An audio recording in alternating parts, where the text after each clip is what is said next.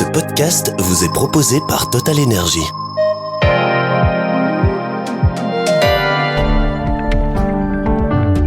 Bienvenue dans cette nouvelle masterclass de Trends Tendance. Je suis Pierre-Henri Thomas et j'ai le plaisir de m'entretenir aujourd'hui avec l'anthropologue Dominique Desjeux. Bonjour Dominique Desjeux. Bonjour. Merci de bien vouloir nous éclairer aujourd'hui sur les ressorts cachés de ce qui fait bouger Trump et de la société américaine. Alors, peut-être, première question, y a-t-il une logique finalement qui sous-tend tout ce chaos décisionnel qu'on voit aujourd'hui ? Alors, merci pour la question. Comme on dit en politique, ça donne le temps de réfléchir. En réalité, oui, j'allais dire comme anthropologue, mon fond d'analyse, c'est toujours d'aller chercher de chercher la rationalité de ce qui paraît irrationnel d'un point de vue économique ou scientifique ou technique. Et dans le cas de Trump, c'est assez intéressant parce que c'est assez fantasme quand même. On a l'impression qu'il va un peu dans tous les sens, ce qui n'est pas faux non plus, bien évidemment. Mais derrière, on peut repérer 2 ou 3 grandes logiques. La première logique, c'est l'analyse faite par les Américains, pas uniquement Trump, du rapport de force défavorable qui se crée depuis une vingtaine d'années, depuis 20-25 ans, entre les États-Unis et le reste du monde, et principalement avec la Chine. Donc ça veut dire que pour une partie des Américains, en tout cas au niveau des analyses politiques, quand la Chine est rentrée dans l'OMC, autour de 2001-2004, j'ai un trou de mémoire. 2001. Oui. 2001, les Américains pensaient que ça allait leur ouvrir tout le marché chinois, qui pesait quand même 1,4 milliard de personnes, même si c'était pas tous des acheteurs, puisqu'à l'époque, la classe moyenne devait faire entre 200 et 400 millions, mais c'est déjà pas mal. Comme me disait à l'époque, j'ai beaucoup travaillé en Chine, me disait à l'époque un collègue, si j'avais 0,5% du marché chinois, je serais le plus heureux des hommes. C'est un chef d'entreprise qui me disait ça. Donc ça, c'est la première logique, c'est de dire il faut renverser la vapeur par rapport à l'ordre mondial libéral mis en place par les Américains après 1945 avec le GATT, le FMI et toutes les institutions qui, quelque part, étaient favorables au développement de la croissance américaine, qui devient défavorable à partir de 2000. Ça, c'est le premier point. Le deuxième, elle est très intéressante parce que j'ai dû faire un peu de recherche pour comprendre cette histoire de Gilded Age. Donc, c'est mot à mot, Gilded, c'est un mot compliqué. Dans les 36 ans, ça veut dire dorure, ça veut dire doré, ça veut dire rococo, ça veut dire clinquant. Donc, c'est bien comme mot. C'est bling-bling. C'est bling-bling. Je pense que c'est une très bonne traduction. Et c'est un mot qui vient de Mark Twain, qui est un auteur très célèbre et qui a fait un livre qui est pas marrant à lire, je l'ai lu, j'allais pas dire ligne à ligne quand même, qui doit faire 1000 ou 1200 pages à peu près, et qui s'appelle The Gilded Age, et qui décrit ce que les muckrakers, c'est-à-dire les journalistes d'investigation, ont appelé les barons voleurs, et ceux qui ont vu la très belle série Gilded Age à la télévision, voit très bien qui sont ces barons voleurs. C'est le développement des États-Unis entre 1850 et 1900. Exactement ça, c'est le développement. Donc c'est un développement tout à fait extraordinaire, qu'on retrouve du reste dans l'Europe de l'Ouest, avec Napoléon III, l'industrie, avec évidemment l'Angleterre qui a démarré avant. Tout ça démarre vers 1850, et même récemment, comme je travaillais sur le Japon que je connaissais pas du tout avant, j'ai découvert avec l'ère Meiji, que tout le monde connaît comme nom, mais que l'ère du Meiji, vers 1868-69 à peu près, c'est le moment où le Japon décide d'imiter les Occidentaux. Et sur une logique intéressante, il voit bien que les Occidentaux sont en train de conquérir le monde entier. Et il se dit, c'est quoi leur secret? Donc, il faut percer leur secret. Et donc, ils vont envoyer des Japonais en Angleterre, aux États-Unis, ils vont pour observer quoi? Leurs institutions, donc le Parlement, pour observer l'armée et les nouvelles technologies de l'époque. Donc, c'est un mouvement mondial, le Gilded Age, avec les mêmes mécanismes, à la fois de croissance, mais aussi quand même, j'allais dire, de drame humain non négligeable. Et puis il y a une troisième logique, on pourrait revenir après sur le Gilded Age, mais il y a une troisième logique. Alors, pourquoi le Gilded Age, c'est important? Pourquoi c'est un imaginaire central aujourd'hui pour comprendre Trump? Parce que c'est l'époque où il n'y a pas d'impôt sur les revenus. Il n'y a que des droits de douane. D'accord. Et à l'époque du Gilded Age, donc c'est bien 1856, la fin de la guerre de sécession, peu importe 1900, 1914, c'est bien cette période-là, deuxième partie du 19e siècle. À cette époque-là, les taxes sur les importations et exportations, ça représente 50% du budget fédéral. Aujourd'hui, c'est 2%. Donc, c'est pas tout à fait pareil. C'est pas le même budget non plus. C'est pas le même budget. Mais jusque-là, en gros, on sait que les taxes de douane devaient ramener, je sais pas, 80 à 100 milliards par an. Hein. C'est pas non plus des sommes énormes par rapport à un budget. C'est des chiffres tellement gros que je les retiens pas bien, moi. Mais peut-être 9-10 000 milliards le budget américain, je sais plus les chiffres. C'est trop gros pour moi. Mais peu importe. C'est juste le point intéressant à retenir, c'est que pour Trump, c'est l'âge d'or. C'est ça. Parce qu'il n'y a pas d'impôt sur les revenus. Et ça, c'est tout à fait intéressant. Et la troisième règle qui est derrière, donc ça, elle vient de Stephen Mirand, qui est le conseiller économique de Trump, c'est de dire, bon, puisque on est dans un rapport de force défavorable, ce qui nous paraît, nous, assez étonnant, parce qu'on pense quand même que l'Amérique est quand même encore dans un bon rapport de force, mais eux, ils se sentent menacés, ce qui n'est pas faux. C'est pas faux du tout quand on travaille surtout la partie orientale par rapport à nous, sur l'Orient et l'Ouest de chacun. Hein. Mais on travaille par rapport à nous à la partie orientale, c'est-à-dire entre l'Inde, la Chine, l'Asie du Sud-Est et le Pacifique. C'est vrai que tout monte là. Et il faut jamais oublier aussi l'Indonésie qui doit faire pas loin de 200 millions d'habitants. Et donc on a un gros paquet là qui rentre en compétition avec les Américains autour du Pacifique et l'Occident, par la même occasion, avec l'Europe de l'Ouest. Paradoxalement, on l'a vu ces jours-ci, se réunit, fait encore plus bloc. L'Inde et la Chine, on a l'impression qu'ils ont mis la hache de guerre sous le matelas pour faire face, justement, à ce comportement trumpiste. Ça, c'est très intéressant. Je crois que ça s'appelle le groupe de Shanghai ou un truc comme ça. Je sais pas le titre exact, mais c'est autour de le nom de Shanghai en tout cas. Parce que ça ressemble beaucoup à ce qu'on appelait la conférence de Bandung. Je crois que c'est en 1955. Et à l'époque, il y avait l'Inde d'Indira Gandhi et puis il y avait la Chine. Il n'y avait pas la Russie. Il n'y avait pas l'URSS. Là, c'est la grande différence. Mais quand vous regardez les pays qui participent au groupe de Shanghai, vous avez en partie ce qu'on appelait à l'époque le tiers-monde. Et on retrouve les mêmes. Donc c'est intéressant parce que pourquoi c'est aussi intéressant? Non seulement c'est l'indicateur d'un nouveau rapport de force, de nouvelles alliances, c'est ça qui est derrière, mais c'est aussi le rappel de quelque chose qu'on oublie en France notamment, parce que nous on n'a pas été marqué par ça, c'est le fait que principalement l'Angleterre, la France, un peu l'Allemagne, un peu la Belgique et un peu les Américains ont conquis la planète. Et donc, on a bouleversé toutes les sociétés, civilisations et cultures dans le monde entier. Et que ça a été un traumatisme pour une partie de ces cultures. Et ça date à peu près des années 1830 si on prend l'Algérie, 1850 si on prend la Chine, et on continue après, toute l'époque coloniale, 1880, 90, etc., jusqu'aux indépendances de 60. Dans la mémoire collective de tous ces peuples, à l'Est et à l'Ouest, c'est présent. Et aujourd'hui, quand on regarde les arguments qu'on appelle nationalistes, et qui sont nationalistes, très identitaires, on retrouve une forme d'anti-occidental qui vient de cette période coloniale. Il ne faut pas l'oublier. Elle ne vient pas de rien.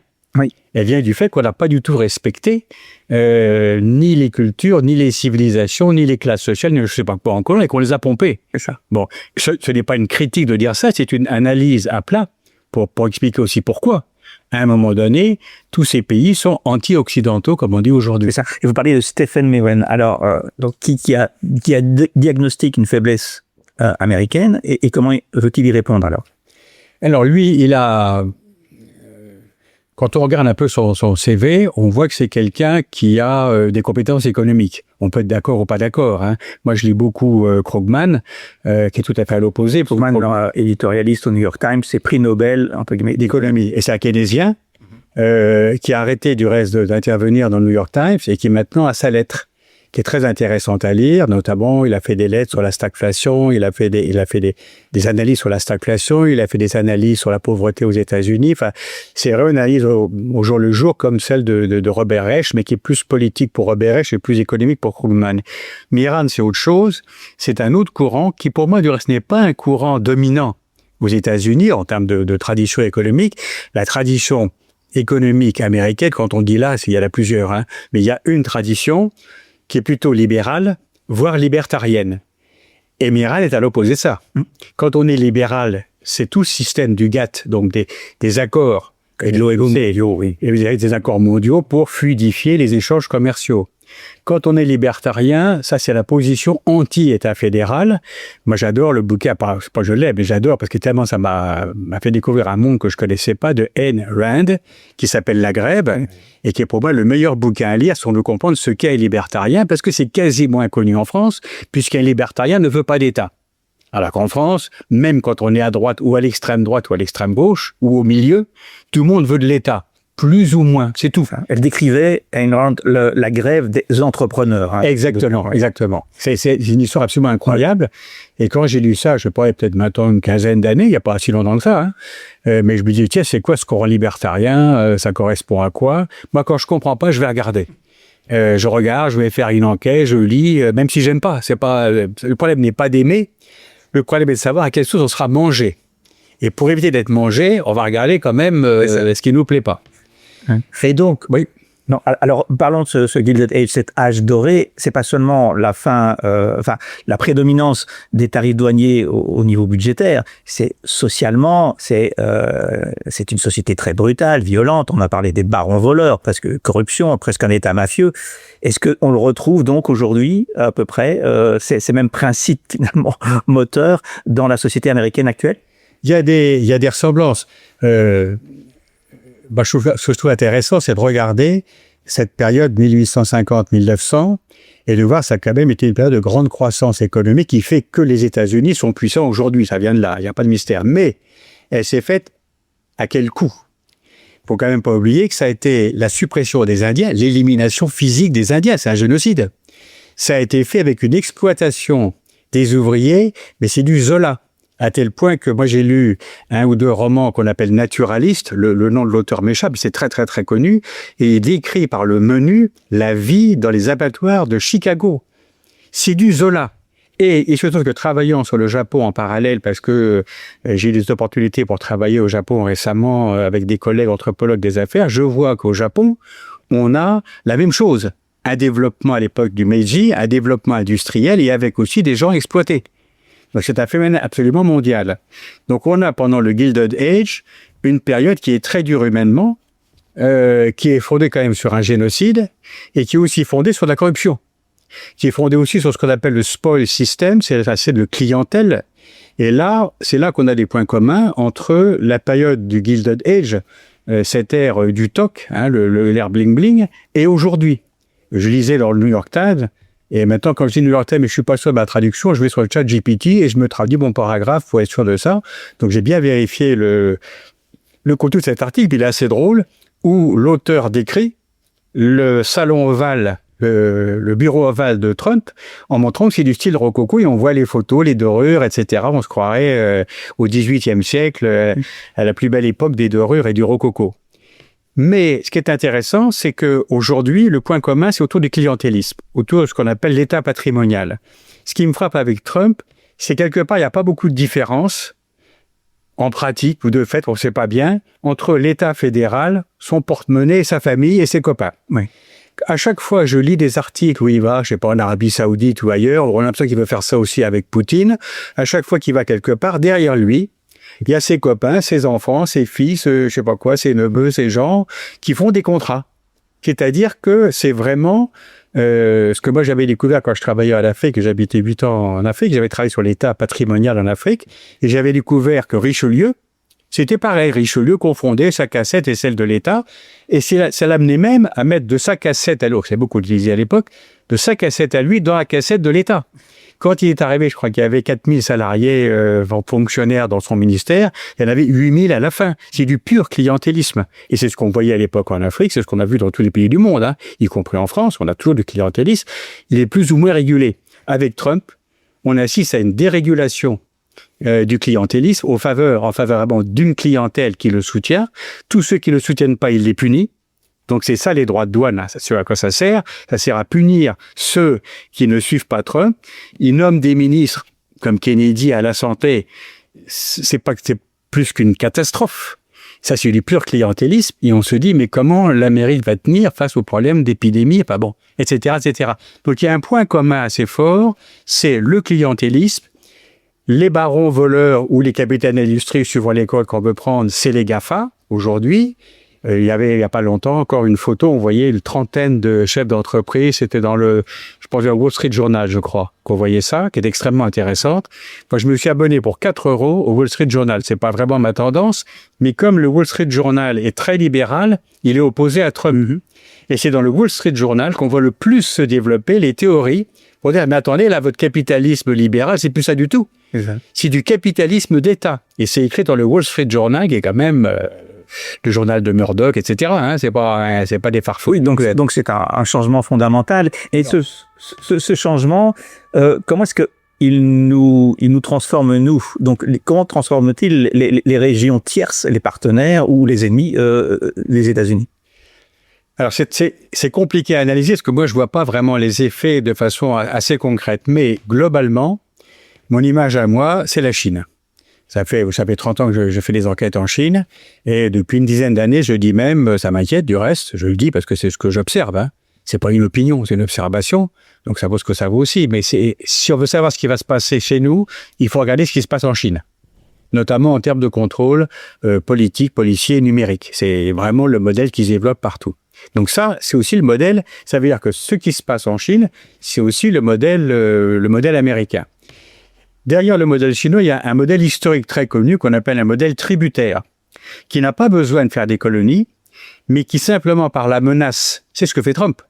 C'est un modèle tributaire, simplement par la menace d'augmenter ou de baisser les droits de douane ici, ou d'envoyer ses jonques à l'époque de Zheng He ou l'époque des Ming, enfin ça c'était au XVe siècle, peu importe. Les gens, les pays autour, sont des tributaires de l'Empire chinois, et tous les ans, ils vont apporter des cadeaux, du reste, l'Empire leur donne des cadeaux. Bon. C'est ce que fait Trump. C'est un empire tributaire dans lequel l'Europe doit donner un tribut, c'est payer des droits de douane et investir 1600 milliards, on ne sait pas bien comment, mais voilà. Donc on devient des tributaires. Et ça, c'est des dons, mais il n'y a pas de contre-dons. Le contre-don, pour le moment, c'est, je sais pas quoi. Effectivement, on voit pas bien. Il y en aura forcément à un moment donné, parce que ça pourra pas rester comme ça, hein. Mais on ne sait pas lequel.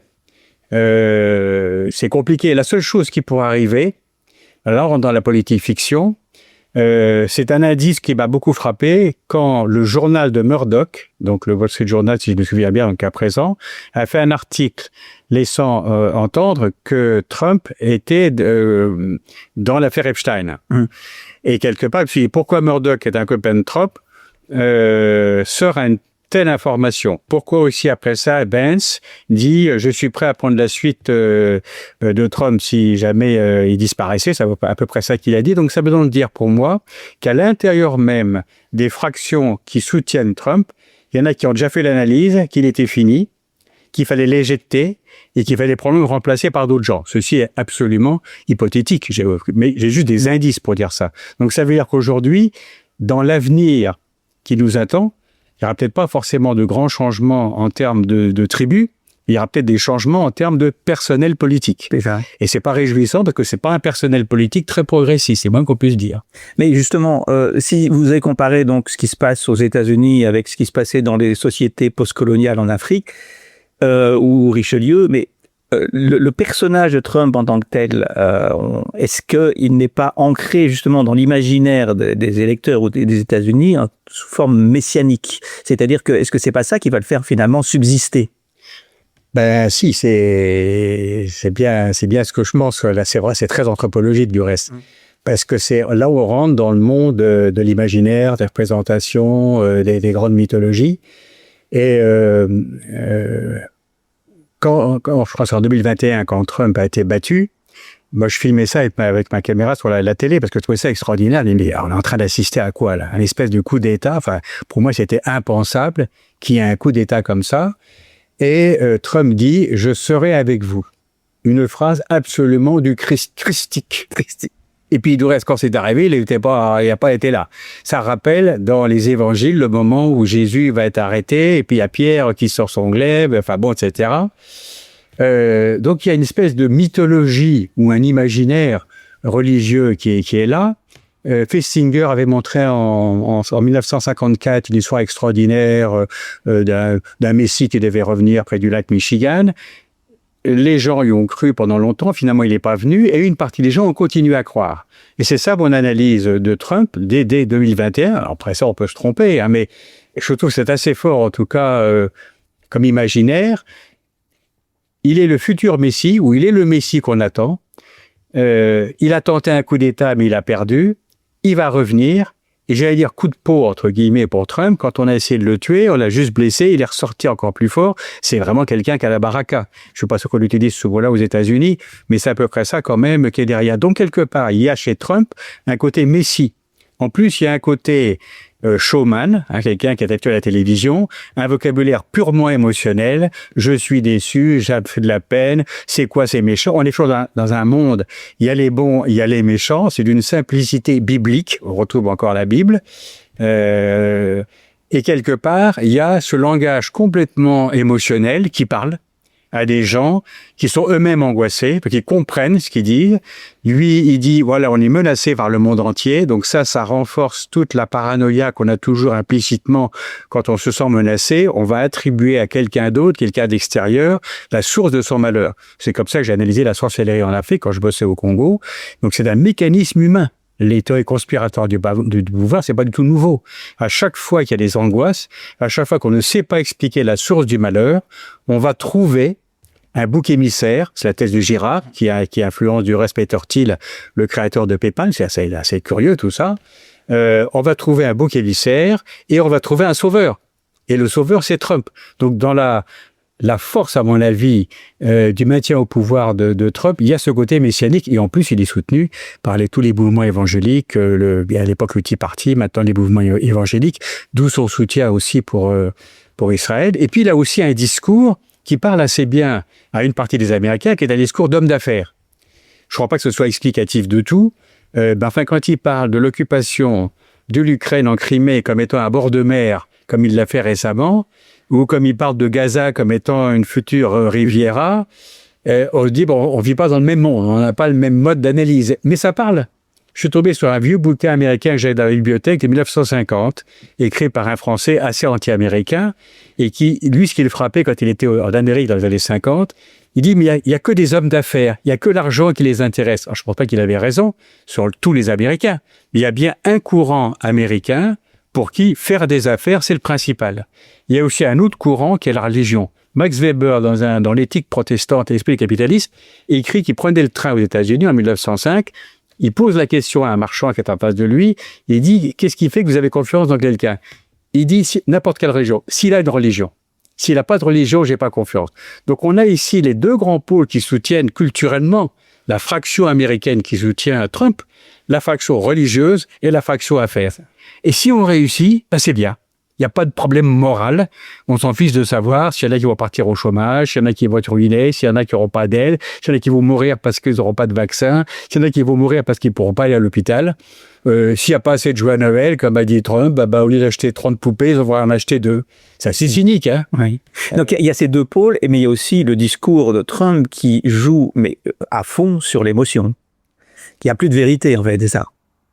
C'est l'émotion. C'est la base de ce qu'on appelle les discours populistes. Hein. Pour moi, le populisme, c'est toujours deux faces. Le populisme traite toujours le vrai problème, au sens que les gens ont des problèmes. Mais l'autre côté, c'est la solution. En général, c'est pas la bonne. Et une façon de résoudre le problème des solutions, c'est de partir dans l'imaginaire et dans l'émotionnel. Donc, on fait croire aux gens, c'est comme des religions, hein. C'est des formes de sectes, c'est des formes de... Pour moi, les religions resteront toujours parce que, quelque part, c'est une façon d'expliquer les bonheurs et les malheurs du quotidien avec des formes hyper variées. Et donc, chez Trump, il y a cette espèce de populisme émotionnel qui marche très bien, qui est extrêmement autoritaire, qui fout les gens en prison, qui les élimine. Hein, c'est violent. Mais ça plaît. Non pas qu'on foute les gens en prison, encore que, ça ne doit pas déplaire non plus. Ça attaque aussi toutes les valeurs de gauche et l'extrême gauche par rapport à la famille, par rapport à ce qu'on a appelé le wokisme, par rapport aux transgenres, par rapport aux homosexuels, par rapport à la fin de la famille, comme vous dites aussi, etc. Donc, quelque part, il y a aussi une révolution conservatrice derrière ça, familiale, qu'on retrouve dans de très nombreux pays, parce que les gens ont la nostalgie d'une famille qui probablement n'a jamais existé. Moi, j'ai presque 80 ans maintenant. J'ai aucune nostalgie de la forme de la famille chrétienne des années 50-60, qui était autoritaire, avec le pouvoir paternel. C'était un pouvoir paternel. Là, maintenant, c'est la puissance parentale. Mais juste que les femmes n'avaient pas le droit de signer chèque, il n'y avait pas de contraception. Enfin, moi, je vois pas en quoi c'était un âge d'or, tout ça. On oublie vraiment la moitié du problème. Et donc, c'est ça aussi qui est derrière. Il y a une révolution conservatrice extraordinaire qui va donner aussi la parole aux suprémacistes. Et ça, c'est mondial. Pour moi, c'est pas... quand on regarde les bouleversements du monde depuis, prenons juste 1945, c'est déjà pas mal, 80 ans, vous prêchez pas tout le Moyen-Orient, qui est un endroit très conservateur, qui est organisé en tribus, avec un pater familias. Ce sont des systèmes lignagés, comme on dit en anthropologie. Ce sont des systèmes assez autoritaires, au final, mais très protecteurs. Faut jamais oublier que les systèmes très autoritaires sont souvent très protecteurs. Et bien souvent, une partie des gens démunis préfèrent la sécurité à la démocratie. Ça se comprend très bien. Moi, je préfère la démocratie parce que je suis moins démuni. Mais les gens qui sont plus démunis, ils préfèrent un système autoritaire qui est censé les protéger. C'est exactement l'argument qu'on a en Chine. Quand je vais en Chine, je demande à mes collègues, est-ce que ça vous va? Enfin, je parle pas trop de politique pour pas les faire sauter contre eux, mais ils lui disent oui, parce que quelque part, on a la sécurité. Il y a plus de vols. Par contre, il y a de la bureaucratie. Ça leur casse un peu les pieds. Mais la sécurité, c'est ce qui est premier. Vous pouvez vous promener partout dans les rues. Moi, je vais souvent à Canton, il n'y a pas de danger. Vous allez ailleurs, il y en a.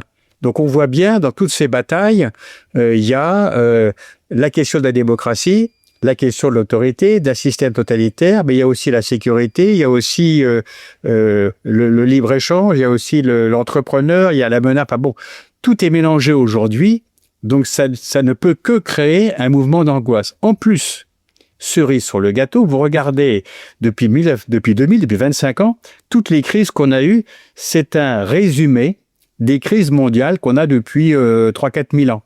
Ma référence à moi, c'est moins 1200, le moment de la grande sécheresse qui a fait péter tous les royaumes, hittites, égyptiens, etc., dans le Moyen-Orient. Aujourd'hui, c'est pareil. Vous avez la crise de 2008. Vous avez d'abord la montée de la classe moyenne chinoise à partir de 2000, qui est très important, qui bouleverse tous les cours des matières premières, entre autres. Après, vous avez 2008. Après, vous avez tous les mouvements sociaux, Moyen-Orient et ailleurs, jusqu'aux Gilets jaunes. Après, vous avez le Covid. Après, vous avez l'inflation liée à la logistique. Et après, vous avez la guerre. Et là-dessus, le réchauffement climatique. Il y a de quoi être un peu angoissé, ça. Mais aujourd'hui, et quand j'écoutais hier l'émission sur Arte, qui est formidable, sur le réchauffement climatique, le grand historien anglais, dont le nom m'échappe comme toujours, les noms m'échappent, mais peu importe, il disait, pour qu'il y ait crise, et que les régimes qui se paraissent, il faut qu'il y ait plusieurs crises en même temps. C'est un peu ce qu'on a aujourd'hui. C'est ça. C'est pas pour ça qu'on s'en sortira pas, c'est autre chose. Moi, je suis pas très pessimiste, mais la crise est forte. Oui, parce qu'on peut se dire, avec tout ce que vous venez d'expliquer, la mutation, l'existence de personnages tels que Donald Trump, de ce type finalement de pouvoir, n'est pas accidentelle, et est faite pour durer, tant que dure la crise, au moins.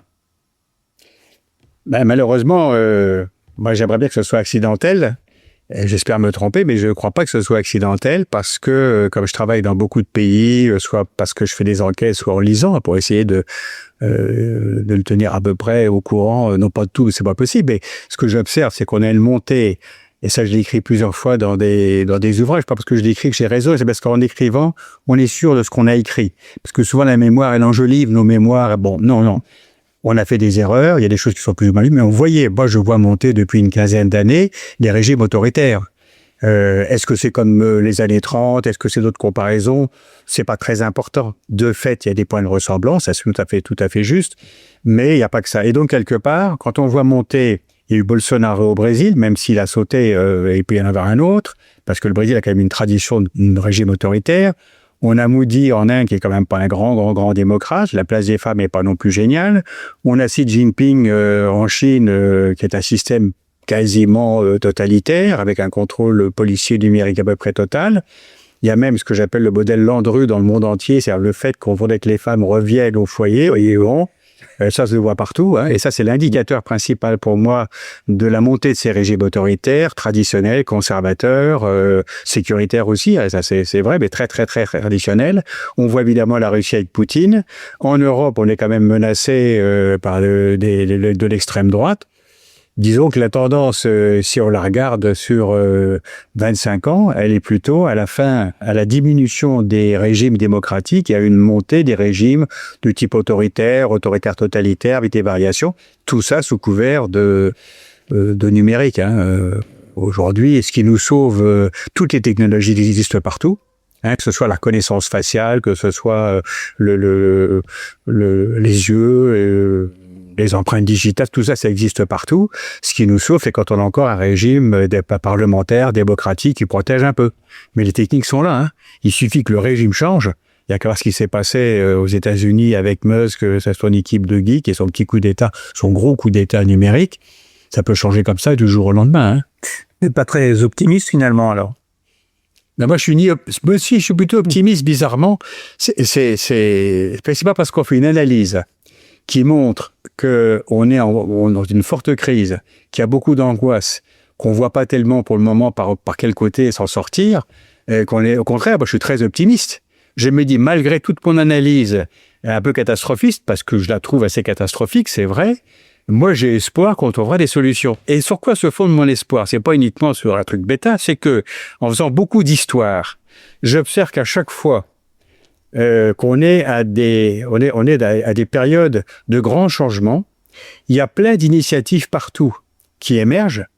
Je pense évidemment à ce que j'avais écrit quand je travaillais sur le judaïsme à l'époque des grandes crises du 1er siècle avec les Zélotes, l'Empire romain, etc., qui a conduit à la destruction du temple, où il y avait des paquets de tendances qui se battaient. Je pense surtout au 19e siècle. Et là, je travaille sur une famille Javal, Weiler, qui sont des entrepreneurs juifs alsaciens et qui ont été les grands inventeurs de cette période-là. Ce que j'observe, c'est qu'à chaque fois que je travaille sur les innovations, j'observe que ça émerge de partout. Donc aujourd'hui, je suis absolument convaincu, mais j'ai pas la preuve complète, il me faut plus d'investigation, qu'il y a par exemple plein de choses qui se font autour du réchauffement climatique pour essayer de faire baisser les émissions de gaz à effet de serre. Je pense qu'il y a des essais de systèmes plus démocratiques, peut-être plus participatifs, quelles que soient les formes. Je pense qu'il y a aussi des nouvelles technologies qui vont permettre de résoudre certains problèmes. Donc je pense que tout ça est en train d'émerger. Mais comme c'est très diffus, comme c'est très dispersé plutôt, on les voit pas comme ça. Une fois, j'ai trouvé qu'en Suède, il y avait une façon de fabriquer de l'acier vert, grâce, pas simplement à de l'hydrogène, parce que ça coûte beaucoup d'énergie, mais grâce à de l'énergie verte permettant de faire de l'hydrogène. Bon, moi, je connais pas les effets après, mais ça veut dire que c'est là qu'il faut quand même regarder. Il faut quand même regarder à quel endroit on produit le plus de gaz à effet de serre. C'est quand même dans la chimie, dans le ciment, dans l'acier, et c'est là que ça se passe. Donc c'est là qu'il faut faire un effort. Donc il faut regarder qu'est-ce qui est fait. Les Chinois ont fait un effort énorme, alors qu'ils ont des réserves de charbon énormes. Donc tout ça, c'est pour dire, mon analyse montre qu'il y a une crise mondiale assez forte, qu'on va plutôt vers des régimes autoritaires, mais ça ne veut pas dire qu'il n'y aura pas de solution pour contrer cette espèce de tendance qui paraît inéluctable et qu'il y aura des solutions en réalité. D'accord. Écoutez, merci alors pour ce message finalement encore un peu optimiste. Merci d'avoir écouté ce podcast proposé par Total Energy.